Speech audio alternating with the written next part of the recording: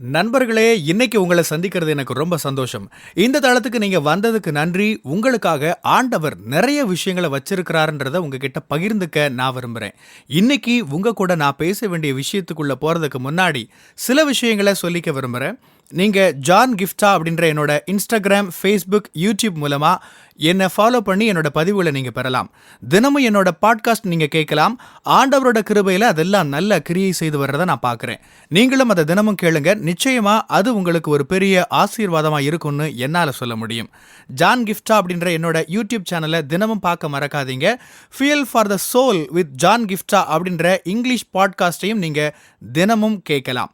www.johngifta.com அப்படின்ற என்னோட வெப்சைட்லயும் இது எல்லாமே இருக்கும். உங்களை ஆண்டவராக இயேசு கிறிஸ்துவின் நாமத்துல வாழ்த்துறேன். ஜான், நான் ஆண்டவரோட குரலை கேட்க விரும்புறேன். ஆவியானவரால நடத்தப்பட விரும்புறேன். ஆண்டவர்கிட்ட இருந்து வழிநடத்துதலை பெற விரும்புறேன். ஆண்டவர் இதைத்தான் நான் செய்யணும்னு விரும்புறாரு, அதை நான் செய்ய போறேன்னு சொல்ற ஒரு இடத்துக்கு நான் வரணும். அவரோட குரலை நான் தெளிவா கேட்டு இப்படி நடக்கணும்னு ஆசைப்படுறேன். ஆனா பிரச்சனை என்னன்னா, அவரோட குரலை என்னால கேட்க முடியல ஜான். என்ன நடக்குதுன்னு தெரியல. ஆண்டவர் ஏன் என்கிட்ட பேச மாட்டேங்கிறாருன்னு தெரியல. இப்படி எல்லாம் சொல்றீங்களா? ஒரு வேத பகுதியை உங்ககிட்ட காட்டி அதுல இருந்து தொடர்ந்து எடுத்துட்டு போக விரும்புறேன். யோவான் 12:27 இருந்து பாருங்க. இயேசு சொல்றாரு, இப்பொழுது என் ஆத்துமா கலங்குகிறது. நான் என்ன சொல்லுவேன்? பிதாவே, இந்த வேளை நின்று என்னை ரட்சியும் என்று சொல்வேனோ? ஆகிலும் இதற்காகவே இந்த வேளைக்குள் வந்தேன். 28வது வசனம். பிதாவே, உமது நாமத்தை மகிமைப்படுத்தும் என்றார். அப்பொழுது மகிமைப்படுத்தினேன், இன்னமும் மகிமைப்படுத்துவேன் என்கிற சத்தம் வானத்திலிருந்து உண்டாயிற்று. 29. அங்கே நின்று கொண்டிருந்து அதை கேட்ட ஜனங்கள் இடி முழக்கம் உண்டாயிற்று என்றார்கள். வேறு சிலர் தேவதூதன் அவருடனே பேசினான் என்றார்கள். இயேசு பிதாவாகி தேவன் கிட்ட பேசுறாரு. பிதாவாகி தேவன் சொல்றாரு, நான் ஏற்கனவே என் நாமத்தை மகிமைப்படுத்தினேன், இன்னமும் மகிமைப்படுத்துவேன் அப்படின்னு சொல்றாரு. 29ஆம் வசனம் பாருங்க. அங்கிருந்த மக்கள் கூட்டம் இந்த சத்தத்தை கேட்டு சிலர் இது இடி முழக்கம்னு சொன்னாங்க, சிலர் அது தேவதூதனுடைய குரல் அப்படின்னு சொன்னாங்க. இடி முழக்கம்னா அதுல எதுவுமே கேட்க முடியாது. ஒரு தேவதூதன் பேசினா நீங்க என்ன சொல்வீங்க? யாரோ பேசுறாங்க. இடி அப்படின்றது ஒரு இரைச்சல் மட்டும் தானே. நீங்க இங்க புரிஞ்சுக்க வேண்டிய முக்கியமான ஒரு விஷயம் இருக்குது. செய்தி ஒண்ணுதான், ஆனா சிலரால அதுல இருந்த விஷயத்த புரிஞ்சுக்க முடியுது, சிலருக்கு அது வெறும் இரைச்சலா மட்டுமே இருந்தது. நான் என்ன சொல்ல வர்றேன்னா, ஆண்டவர் தொடர்ந்து பேசிக்கிட்டே தான் இருக்கிறார். நான் பேசுவேன் ஆண்டவர் வாக்கு பண்ணி இருக்கிறார். உங்களை வழிநடத்துவேன் ஆண்டவர் சொல்லி இருக்கிறார். வேதம் என்ன சொல்லுது? என் ஆடுகள் என் சத்தத்தை கவனிக்கின்றன. நீங்க ஆண்டவரோட பிள்ளையா இருந்தா, ஆண்டவர் உங்ககிட்ட பேசணும்னு நீங்க எதிர்பார்த்தா, அவர் உங்ககிட்ட நிச்சயம் பேசுவார். வேத வார்த்தைகள் மூலமா பேசுவார், மனிதர்கள் மூலமா பேசுவார், கனவுகள் தரிசனங்கள் மூலமா பேசுவார். தேவதூதன் ஒருவேளை உங்களை சந்திக்கலாம், ஆவியானவர் உங்களுக்கு உந்துதல் கொடுக்கலாம். இப்படி ஏதாவது ஒரு வகையில ஆண்டவர் உங்களோட பேசுவார். ஆனா கேள்வி என்ன? நீங்க அவரோட சத்தத்தை கேட்கிறீங்களா? இல்லைன்னா அது ஏதோ வெறும் இரைச்சல், இடி அப்படின்னு சொல்றீங்களா? உங்களை நீங்க ஆராய்ஞ்சு பாருங்க. உதாரணம் ஒண்ணு சொல்றேன் பாருங்க. எந்த இடத்தையும் எடுத்துக்கோங்க, அங்க நிறைய ரேடியோ சிக்னல்ஸ் இருக்கும். ஆனா நம்ம அந்த ரேடியோவை எல்லா இடத்துலயும் கேட்கிறோமா? இல்ல. ஏன்? ரேடியோ ரிசீவர் இருந்தா தான் கேட்க முடியும். அந்த ரிசீவர்ல குறிப்பிட்ட சரியான அலைவரிசைக்கு நீங்க டியூன் பண்ணினா மட்டும்தான் நீங்க கேட்க விரும்புற ஸ்டேஷனோட ஒலிபரப்ப கேட்க முடியும். நான் சொல்றது உங்களுக்கு புரியுதா? நீங்க ஆண்டவரோட குரலை கேட்க முடியலன்னா ஆண்டவர் உங்ககிட்ட பேசலன்னு அர்த்தம் கிடையாது.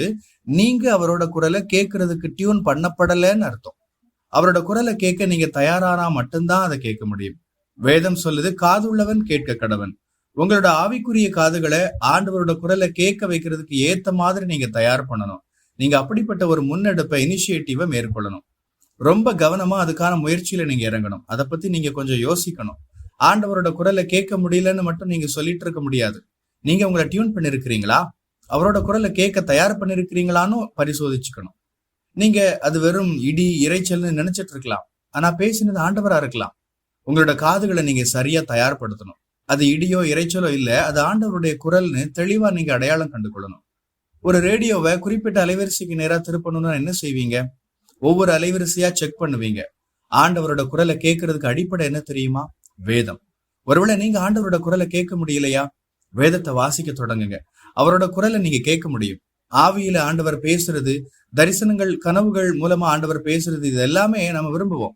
அப்படி நடக்கலன்னா ஆண்டவர் பேசலன்னு சொல்லிடுறோம். ஆனா அதை தொடங்குறதுக்கு சிறந்த வழி என்ன தெரியுமா? வேதத்தை வாசிக்கிறது தான். ஆண்டவரோட குரலை கேட்கறதுக்கு அடிப்படையே வேதம் தான். ஏன்னா ஆண்டவர் பேசுறது வேதத்துக்கு முரணா ஒருபோதும் இருக்காது. அவர் பேசுறது வேதத்துக்கு ஒத்து போகும். இதுவரைக்கும் ஆண்டவரோட குரலை கேட்கறதுக்கு நீங்க பழகலைன்னா உங்களை டியூன் செய்யுங்க, தயார்படுத்துங்க. டியூன் பண்றதுக்கு எப்படி தொடங்குறது? சிறப்பான வழி வேதத்தை வாசிக்க தொடங்குறது தான். ஆண்டவரோட வார்த்தையை வாசிச்சு உள்ள அனுப்ப அனுப்ப அவர் பேசுறத நீங்க கேட்க தொடங்குவீங்க. பரிசுத்த ஆவியானவர் உங்களுக்குள்ள உந்துதலை கொடுப்பாரு. நீங்க வேதத்துல படிச்சதை உங்களுக்கு நினைவூட்டுவார். வேதத்தை எப்படி வாழ்க்கையில நடைமுறைப்படுத்துறதுன்னு அவர் உங்களுக்கு கத்துக் கொடுப்பார். உங்களோட அன்றாட வாழ்க்கையில நீங்க ஆண்டவரோட குரலை கேட்பீங்க. ஆமென். கர்த்தர் உங்களை ஆசீர்வதிப்பாராக. பிரியமானவங்களே, இந்த செய்தி மூலமா நீங்க உற்சாகம் அடைஞ்சிருப்பீங்க, ஆசீர்வதிக்கப்பட்டிருப்பீங்கன்னு விசுவாசிக்கிறேன். திரும்பவும் ஞாபகப்படுத்துறேன், நீங்க ஜான் கிஃப்டா அப்படின்ற என்னோட இன்ஸ்டாகிராம், ஃபேஸ்புக், யூடியூப் மூலமா என்னை ஃபாலோ பண்ணி என்னோட பதிவுகளை பெறலாம். ஜான் கிஃப்டா அப்படின்ற என்னோட யூடியூப் சேனலை தினமும் பார்க்க மறக்காதீங்க. Fuel for the soul with John கிஃப்டா அப்படின்ற இங்கிலீஷ் பாட்காஸ்டையும் நீங்க தினமும் கேட்கலாம். பாட்காஸ்ட் எபிசோடுக்கு நீங்க உங்களோட ரேட்டிங், ரிவ்யூ கொடுத்து ஷேர் பண்ண மறக்காதீங்க. www.johngifta.com அப்படின்ற என்னோட வெப்சைட்லையும் இது எல்லாமே இருக்கும். இந்த ஊழியத்தால நீங்க ஆசீர்வதிக்கப்பட்டிருந்து மற்றவங்களுக்கும் இதே ஆசீர்வாதம் சேரணும்னு விரும்பினா நீங்களும் எங்க கூட சேர்ந்து ஆண்டவரோட ராஜ்யத்தை கட்டுற இந்த பணியை உங்களோட நிதி ஆதரவு மூலமாகவும் தாங்கலாம். கூகுள் பே அல்லது நெட் பேங்கிங் அல்லது பேபால் மூலமா நீங்க ஆதரவு தரலாம். எல்லா விவரங்களையும் டிஸ்கிரிப்ஷன்ல நீங்க பார்க்கலாம். ஆண்டவர் உங்களை ஆசீர்வதிப்பாராக.